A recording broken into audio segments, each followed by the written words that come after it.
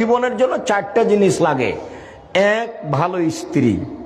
দুই, ভালো প্রতিবেশী। দরকার হলে জমি বিক্রি করে দিয়ে বাড়ি অন্য জায়গাতে করেন।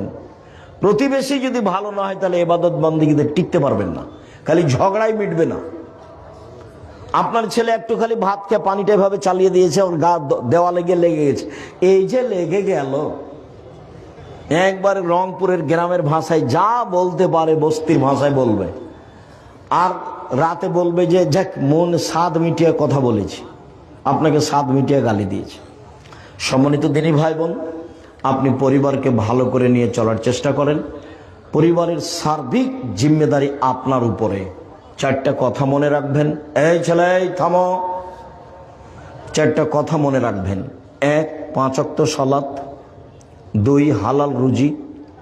3, কোরআন তেলাওয়াত। 4, আড্ডা পিটা হারাম।